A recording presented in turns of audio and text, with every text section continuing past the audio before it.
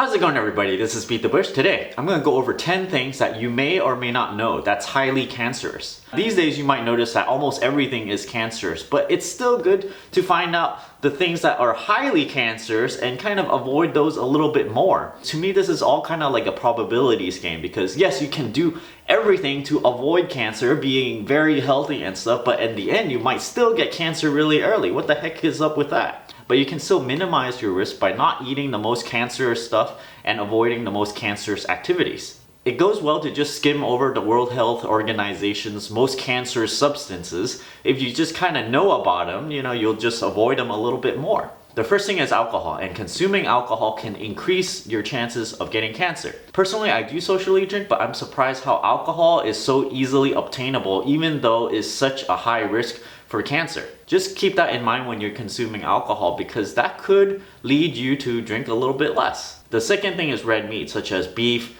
lamb, pork even. I'm deeply saddened that beef is actually cancer causing. I even have a T-bone steak right here because I like beef pretty much. I like steak. But lately, as I'm older, when I eat it, I can actually feel the effects of red meat. If I eat too much red meat, I can feel like heartburn or something, or just your body does not feel very well after having too much red meat. However, if you eat a whole bunch of vegetables or something, somehow, how come you don't feel very bad if you eat a bunch of vegetables, but if you eat a bunch of red meat, you do feel bad? So your body is trying to tell you something, and my body these days tells me that not to eat as much red meat. And it turns out that, yeah, your body is kind of onto something here because it is cancer causing. Number 3 is any kind of exhaust fume, especially diesel fumes. Now, if you live in a big city, you're gonna have a higher risk of cancer anyway because you're surrounded by smog.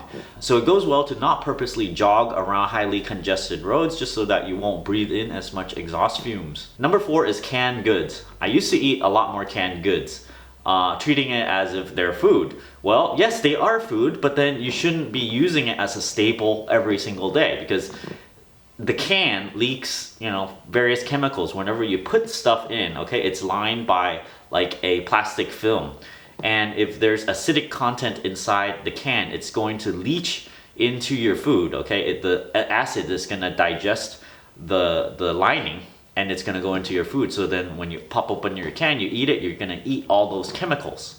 So it goes well to not always have canned foods and, well, maybe save it just for those emergency days. If there's any kind of emergency, yes, of course, go ahead and eat because you need to eat food in an emergency. But I find to not use canned foods as a daily basis, like canned corns or whatever, as a good rule of thumb. Sometimes it's a little difficult to eat, say, tomato paste, because if I want to make tomato paste, I gotta get a whole bunch of tomatoes and actually make it myself. It takes a really long time. So sometimes, yes, I would use a little can of tomato paste, and because it's acidic, you shouldn't have it sit there for too long before consuming it.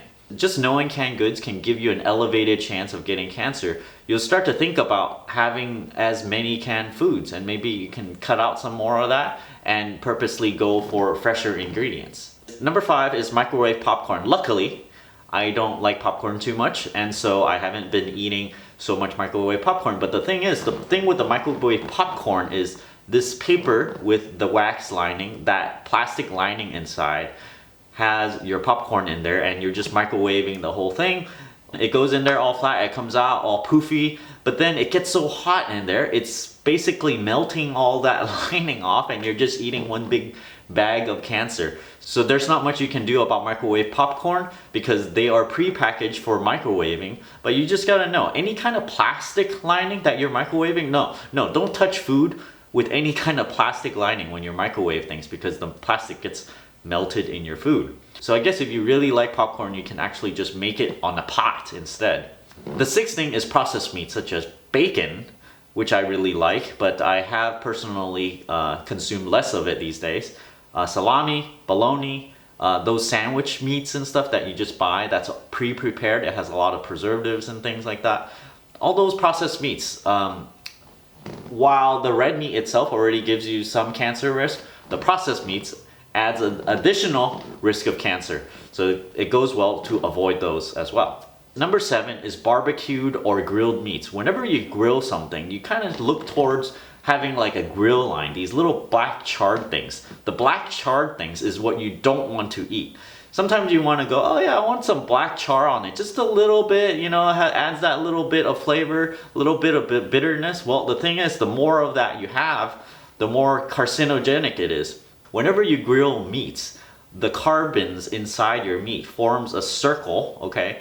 The 6 carbons together, I think they call it cyclobutane or something like that. The more charredness you have, the more cancer it is. So it goes well to, whenever you grill something, grill it to a light char, okay? Don't put like thick black lines on it. Just lightly grill is fine.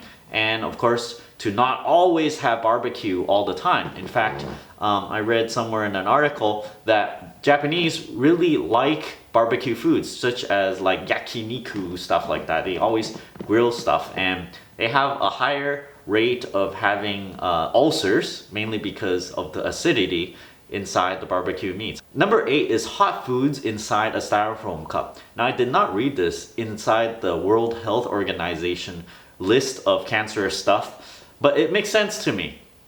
Whenever you put really hot foods, such as hot soups or something, in a styrofoam container, and if it's too hot, it starts to melt, okay? I've gotten to-go food like this before, and they basically pour in boiling hot soup into a container that is styrofoam, and you can start to see like the top edge of the styrofoam cup, it kind of got melted a little bit. It has this little pattern on it. Not that it's so melted that the structure is gone, but like on the surface you can see kind of like it's bent out of shape a little bit.